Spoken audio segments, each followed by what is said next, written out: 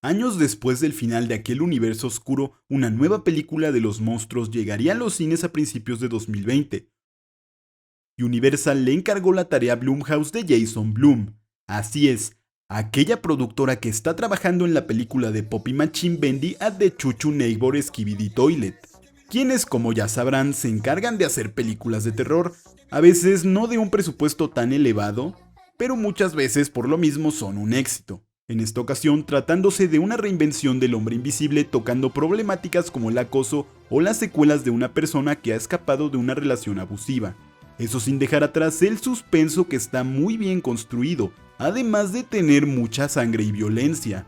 Así es, en 10 años los Universal Monsters no habían tenido ni una sola película clasificación R.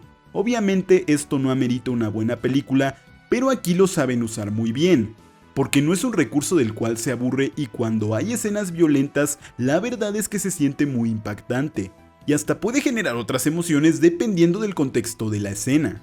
Creo que la forma en cómo el hombre invisible logra hacerse invisible en esta versión salió bastante bien, adaptándolo a tiempos modernos, como dije, tanto en problemáticas como dotando de nuevas formas en la que el hombre invisible se puede hacer invisible. La verdad es que estoy tratando de evitar los spoilers al máximo porque es una película con sorpresas que creo yo vale la pena descubrir por uno mismo.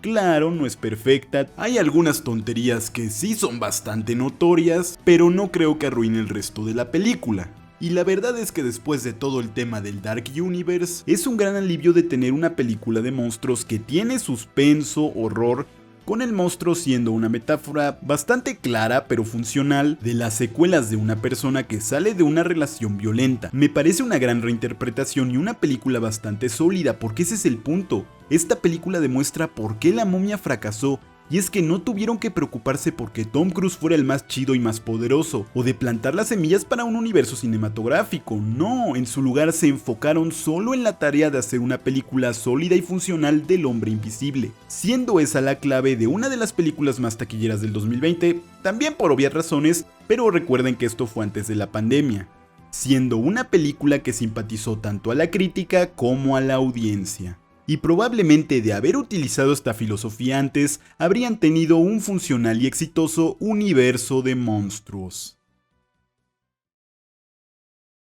Para este punto ya es obvio que Universal ha dejado atrás la idea de un universo cinematográfico, y ahora como que dejan que los directores hagan lo que quieran, siendo Renfield de 2023 el claro ejemplo de ello.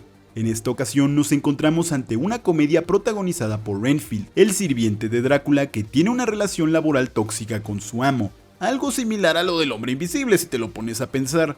Aquí vemos como Renfield intenta liberarse de ese control, dando pie a escenas bastante entretenidas. De igual forma Nicolas Cage creo que la hace muy bien como Drácula. Me encanta que vemos las distintas veces en las que Drácula ha perecido quedando como una masa de carne amorfa, siendo escenas bastante chistosas, pero cuando se trata de ser un vampiro amenazante y poderoso, el señor Cage sí que se luce. Sinceramente no es uno de mis actores favoritos, pero tengo que admitir que aquí hizo un muy buen trabajo, incluso diría que es mucho mejor que ese que vimos en Van Helsing. Y algo que agrega valor al Fun Factor son las increíbles escenas de acción que están llenas de un gore que creo yo está pasado de verdura, que la neta hace preguntarme por qué rayos esta película es B15 y no clasificación C en mi país México.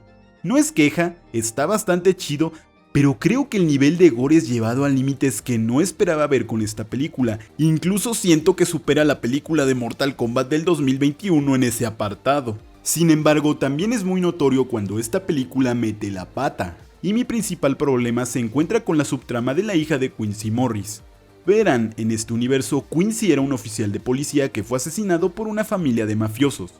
Su hija policía quiere atraparlos y debido a que Renfield ha tratado de cazar gente mala para su amo, se termina topando con esta chica, al meterse con los mafiosos, haciéndose amigo de ella y enemistándose con el hijo de la familia. Mi problema no es tanto con la relación de amistad entre Renfield y Quincy. A ver, sinceramente no me gusta mucho cómo actúa Aquafina en general, pero tengo que admitir que la relación de estos dos no está nada mal.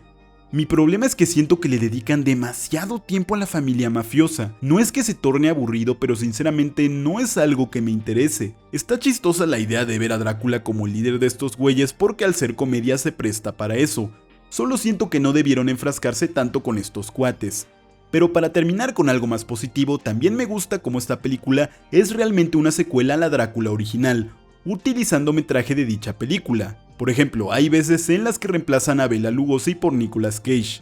Por lo mismo, se me hace ingenioso el haber utilizado a Quincy Morris y su familia, ya que se aprovecharon de que dicho personaje no existe en esa película. Al final todo ese tema de los mafiosos sí le baja muchos puntos, pero creo que en general estamos ante un filme palomero que no está nada mal, lo que me lleva a preguntar por qué Universal no le hizo casi nada de publicidad. Por lo mismo no hizo mucho ruido. Aun con todo, no deja de ser una película curiosa.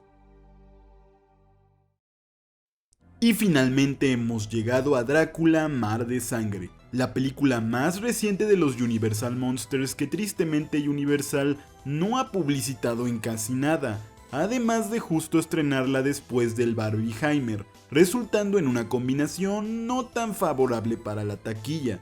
Pero, ¿qué tal está la película? Primero que nada, hay que aclarar que para nada es una obra maestra, en su mayor parte puedo describirla como una película palomera, como una especie de slasher en el barco, pero tiene cosas que creo yo valen la pena destacar. Como ya se sabe, esta película está ambientada en el trayecto marítimo que emprende el conde Drácula a bordo del navío Demeter para llegar a Londres.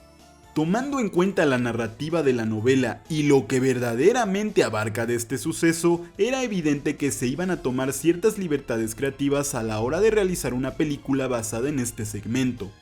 The Last Voyage of Demeter, o Mar de Sangre para los cuates, es protagonizada por un doctor que al conocer a bordo la existencia del vampiro busca entenderlo, no como una forma de empatizar con él, pero sí de entender la naturaleza de este, siendo alguien que está muy obsesionado en entender la naturaleza de las cosas y de la vida en sí, aunque la película también se centra en la desesperación de los tripulantes al ser cazados noche tras noche por el conde.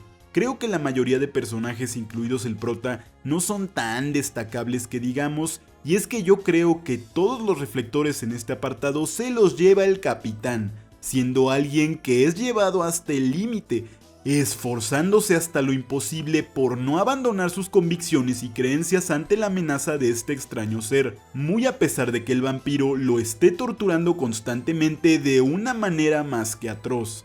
Y es que yo creo que a pesar de que no terminas amando a los personajes, esta película sí tiene momentos dramáticos y trágicos muy bien logrados. Alerta de spoiler, algo que me sorprendió fue que el nieto del capitán sea mordido por Drácula, lo que lo lleva a transformarse en un vampiro para finalmente encontrar su final a la luz del sol.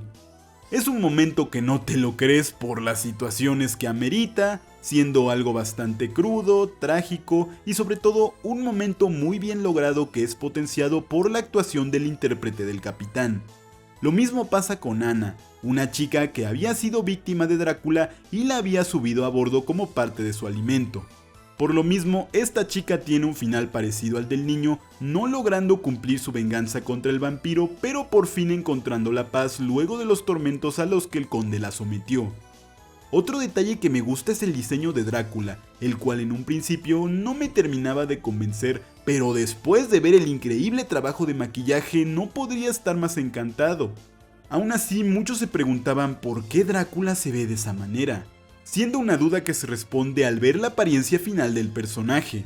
Y la sospecha que algunos conocedores del tema tenían al ver tan familiar look se termina confirmando en los créditos, al ver que Javier Bonet, intérprete del vampiro, aparece acreditado como Drácula Nosferatu, siendo una sorpresa bastante agradable ya que nunca creí ver un Nosferatu de los Universal Monsters. Lo cual encuentro chistoso porque con el remake de Nosferatu que el director Robert Eggers prepara, es casi seguro que volveremos a ver al Demeter en pantalla otra vez. Al final, The Last Voyage of Demeter no es una película perfecta, pero creo que los elementos ya antes mencionados son lo suficientes para darnos una entrega interesante para el Conde Drácula. Y bueno gente, llegamos al final de este especial en el canal. Como pudimos ver, las películas de los monstruos que comienzan en los 90s están plagadas de decisiones curiosas. Me resulta interesante ver cómo fue cambiando el panorama, comenzando por las películas de acción y comedia, pasando por el horror y suspenso, solo para intentar un universo cinematográfico, terminando con Universal diciendo que hagan lo que quieran. También hay otros proyectos que están confirmados, como una película de Drácula western, que me interesaría saber cómo lo harían, o un filme misterioso del cual todavía desconocemos de qué monstruo sería. Incluso se habla de una película del hombre lobo protagonizada por nada más y nada menos que Ryan Zoyce Gosling. Si es que es cierto, estoy completamente interesado. Pero a ver qué tal resultan los futuros proyectos que vayan saliendo, y esperemos que Universal no les tenga tanto miedo a futuro. Algo que queda claro es que los tiempos cambian, los enfoques de las películas son distintos y siempre tenemos una nueva reinterpretación del personaje o el género de la película, lo que nos permite ver diferentes facetas por las que estos personajes han pasado, personajes atemporales que pueden tener reinterpretaciones penosas o exitosas, pero resulte como resulte, ya nos quedó claro que siempre estarán ahí inmortalizados.